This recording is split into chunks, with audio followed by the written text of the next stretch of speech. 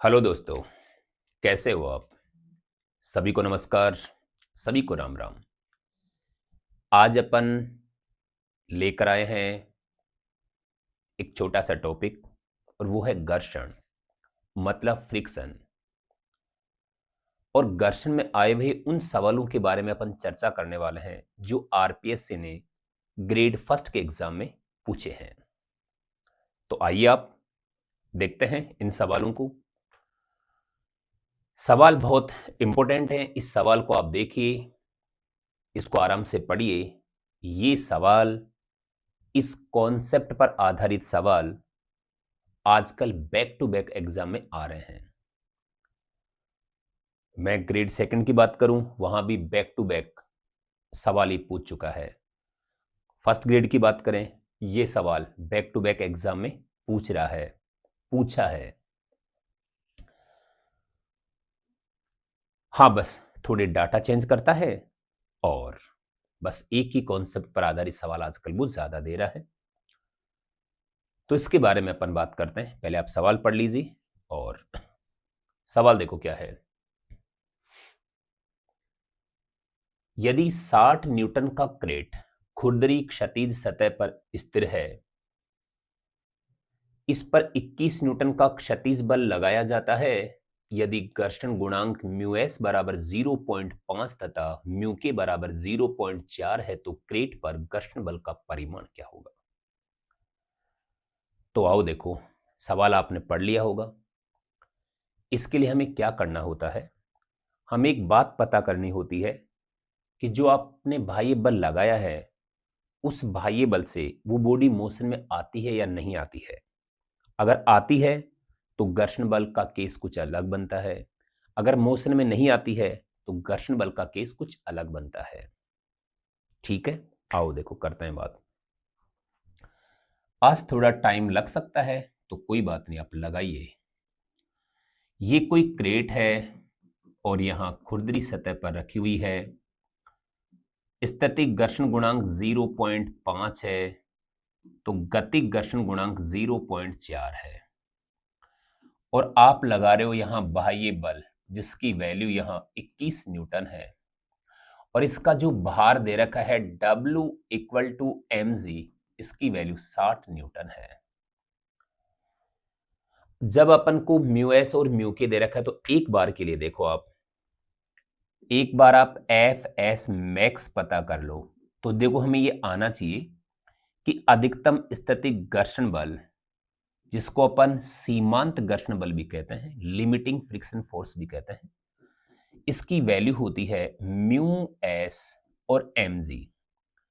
यहां mu S तो है 0.5, एम जी है यहां 60 यानी कि 60। तो इसका आंसर आ जाएगा वास्तव में 30 न्यूटन।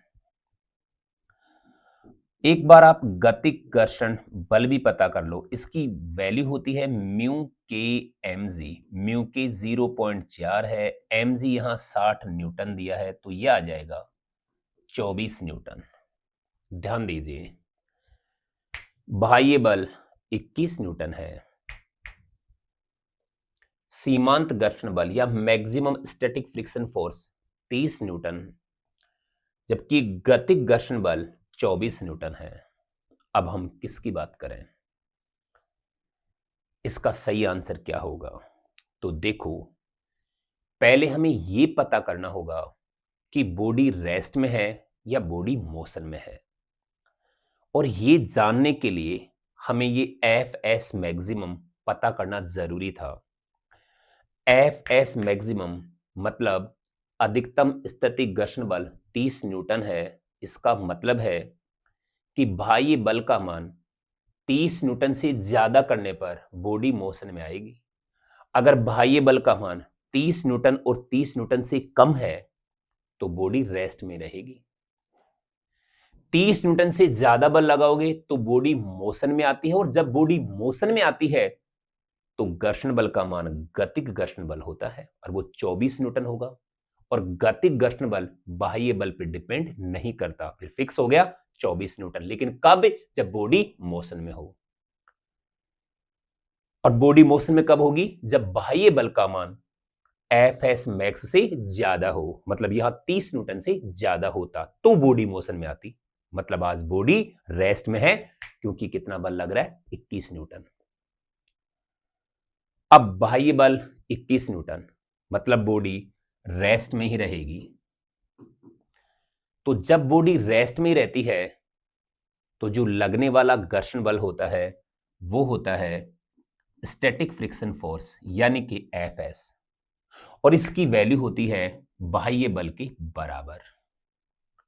दोबारा सुनो, अगर आप यहां 30 न्यूटन से कम बल लगाते हो, जैसे आपने 21 न्यूटन का बल लगाया, तो बॉडी रेस्ट में रहेगी। तो इसे बैलेंस कौन कर रहा है? 21 न्यूटन का बल लगाया है और बॉडी रेस्ट में है, इससे बैलेंस कौन कर रहा है? घर्षण बल। वो घर्षण बल कौन सा होगा? स्टैटिक घर्षण बल। और इसकी वैल्यू जितना आप बाहर से बल लगा रहे हो ना, उसी के इक्वल है। मतलब स्टैटिक घर्षण बल की वैल्यू बाह्य बल के बराबर होती है। और स्टैटिक घर्षण बल कब अप्लाई होता है? जब बॉडी रेस्ट में है। और बॉडी रेस्ट में कब रहेगी? जब बाह्य बल का मान एफ एस मैक्सिमम से कम होता है। तो इसका आंसर क्या रहेगा? आज समझ गए, 21 न्यूटन ही रहेगा। ध्यान से सुनिए, हमें पहले ये पता कर लेना होता है एफ एस मैक्सिमम जो 30 न्यूटन, एफ के है वो 24 न्यूटन, और यहां है ये 21 न्यूटन। अगर बाह्य बल का मान 30 न्यूटन से ज्यादा होता तो बॉडी मोशन में आती और घर्षण बल ये 24 न्यूटन आंसर होता। पर आपने बाह्य बल कितना? 21 न्यूटन लगाया है, मतलब 30 न्यूटन से कम है, तो बॉडी रेस्ट में रहेगी। बॉडी रेस्ट में रहेगी तो आज स्टैटिक फ्रिक्शन फोर्स, स्टैटिक घर्षण बल एफ एस लगेगा, जिसकी वैल्यू बाह्य बल के बराबर है और उसकी वैल्यू 21 न्यूटन है। और सुनो, अगर यहां मैं 21 न्यूटन की जगह 10 न्यूटन का बल लगाता तो बॉडी रेस्ट में रहती और आज फिर घर्षण बल 10 न्यूटन होता। मैं यहां 0 से लेकर के 30 न्यूटन का कोई भी बल लगा दूं, कोई भी, तो घर्षण बल का मान वही होगा जो आपने बाहर से बल लगाया है। उम्मीद करता हूं ये बात समझ में आई होगी। तो इसका आंसर आज होगा 21 न्यूटन। और सुनो, हमें क्या क्या पूछ सकता था इस सवाल में? हमें यह पूछता कि भाई इस क्रेट को मोशन में लाने के लिए कितने बल की आवश्यकता होगी, तो हमारा जवाब होता 30 न्यूटन से ज्यादा बल की आवश्यकता होगी। वो कह देता कि बल के कौन से मान को पार करने पर ये वस्तु, ये क्रेट, ये बॉडी, ये बक्सा मोशन में आ जाएगा। तो 30 न्यूटन बल को पार करने पर 30 से ज्यादा लगाना होगा। ऐसा सवाल भी आरपीएससी ने ग्रेड फर्स्ट के एग्जाम में पूछा है, जो आगे सॉल्व करने वाला है। और हां, वहां बाह्य बल का मान 30 न्यूटन से ज्यादा का होता, फिर चाहे 30.0000001 ही क्यों ना होता, तो बॉडी मोशन में आ जाती, और जैसे ही मोशन में आती तो घर्षण बल क्या होता? गतिक घर्षण बल होता और 24 न्यूटन होता। उम्मीद करता हूं कि बात समझ में आई होगी। आगे बढ़ो, देखो अगले सवाल की बात करते हैं। एक बात और, स्टैटिक घर्षण बल का मान बाह्य बल के बराबर होता है। स्टैटिक घर्षण बल का मान बाह्य बल के बराबर होता है, बाह्य बल के अनुसार बदलता है, इसीलिए स्टैटिक घर्षण बल को स्व समायोजित घर्षण बल कहते हैं, सेल्फ एडजस्टमेंट फ्रिक्शन फोर्स कहते हैं। ये सवाल भी थ्योरेटिकल सवाल बनता है, बढ़िया सवाल बनता है। और सुनो, अपन और क्या क्या जानते हैं वो भी सुनो, पता होना चाहिए हमें। स्टैटिक घर्षण बल का मान बाह्य बल के बराबर होता है और ये वैल्यू 0 से लेकर के एफ एस मैक्सिमम तक हो सकती है। और एफ एस मैक्सिमम जो होता है वो म्यू एस और एम जी होता है। हाँ बिल्कुल, आज हमारे सवाल में इसका आंसर 30 न्यूटन था। तो अगर बाह्य बल का मान 0 से 30 न्यूटन तक आप जो भी लगाते, वही घर्षण बल के बराबर हो जाता। ओके, और सुनो, इनमें एक ग्राफ भी बनता है, वो भी हम सबको आना चाहिए। इधर लेता हूं मैं, देखो घर्षण बल, इधर लेते हैं हम, देखो बाह्य बल, एक्सटर्नल फोर्स, और ग्राफ बनता है कुछ ऐसा। यानी कि ये वाली लाइन जो बताती है वो स्टैटिक घर्षण बल को बताती है, यानी कि स्टैटिक फ्रिक्शन फोर्स को बताती है, जिसकी वैल्यू बाह्य बल के बराबर होती है। ये जो टॉप पर पहुंच गया यही एफ एस मैक्स है, और फिर ये सीधी लाइन बन गई वो एफ के है, यानी कि इसके बाद ये मोशन में आता है और इससे पहले ये रेस्ट में रहता है। तो जब तक रेस्ट में रहेगा तब तक बाह्य बल का जो मान होगा वही घर्षण बल के बराबर होगा। जितना बाह्य बल होगा उतना ही घर्षण बल होगा। ओके, और ये बदलेगा वास्तव में यहां से यहां तक। अगर हमारे सवाल की बात करें तो यहां आएगा ये 30 न्यूटन, इसकी बात करें तो ये आएगा ये वाला आएगा 24 न्यूटन। तो जैसे ही बाह्य बल का मान आप 30 न्यूटन से, यहां ये 30 न्यूटन है, आपने बाह्य बल 30 न्यूटन लगाया तो यहां भी 30 न्यूटन ही बल उत्पन्न होगा, घर्षण बल। लेकिन 30 से जैसे ही ज्यादा लगाओगे अब बॉडी मोशन में आ जाएगी, और जैसे ही बॉडी मोशन में आती है तब एफ के लगेगा, जिसकी वैल्यू 24 न्यूटन है। फिर चाहे बाह्य बल की वैल्यू आप कितनी ही कर लो। ध्यान देना, गतिक घर्षण बल बाह्य बल पर डिपेंड नहीं करता है, अधिकतम स्टैटिक घर्षण बल भी बाह्य बल पर डिपेंड नहीं करता है, इसकी वैल्यू भी म्यू एस एम जी के इक्वल, जो आज हमारे लिए 30 न्यूटन है।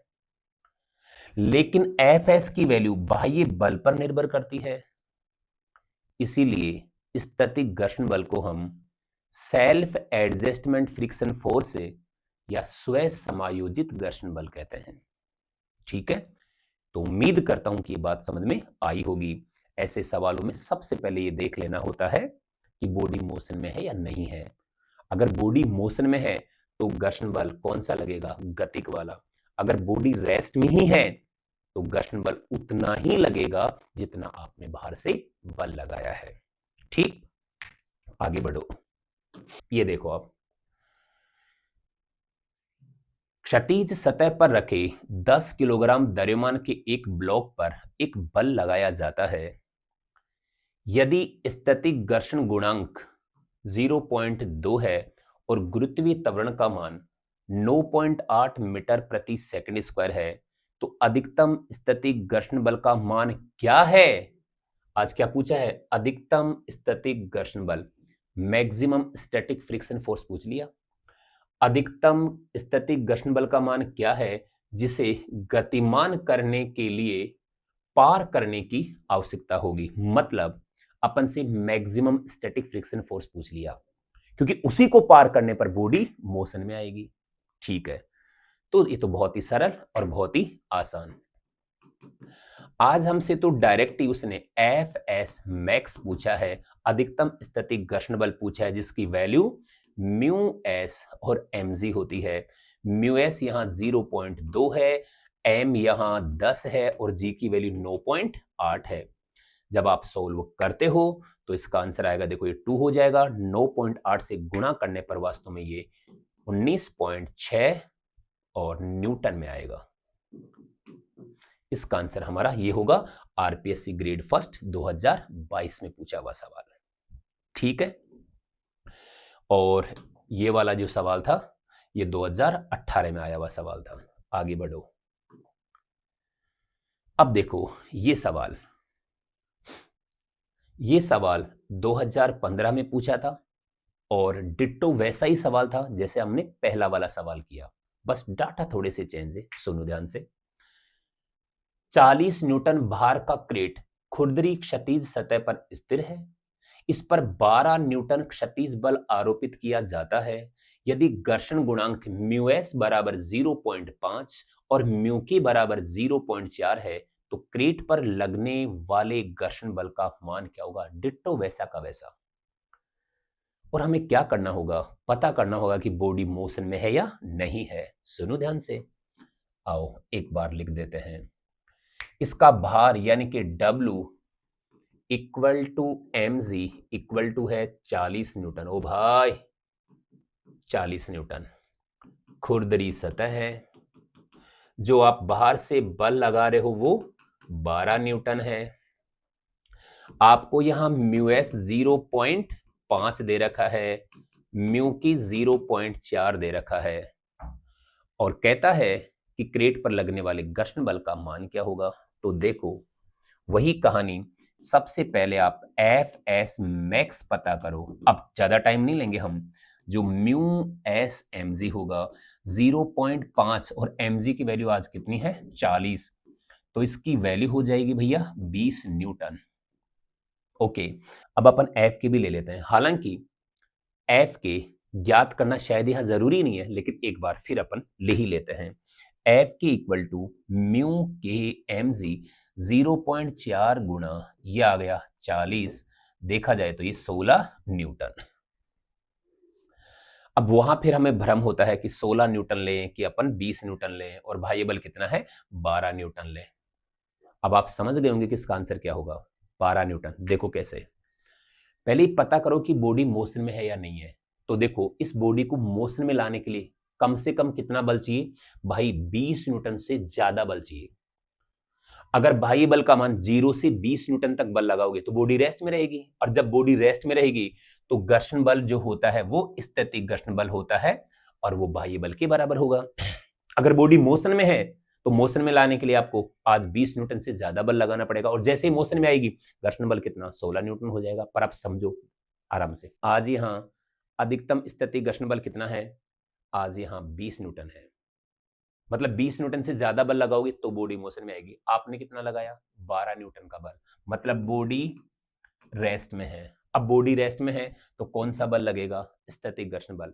मतलब इसे बैलेंस करने के लिए यहाँ स्थैतिक घर्षण बल उत्पन्न होगा, जिसकी वैल्यू बाह्य बल के बराबर है, और इसकी वैल्यू आज 12 न्यूटन ही होगी। उम्मीद करता हूँ ये बात समझ में आ गई होगी। समझो, ना 20 न्यूटन ना 16 न्यूटन, और इसका आंसर 12 न्यूटन।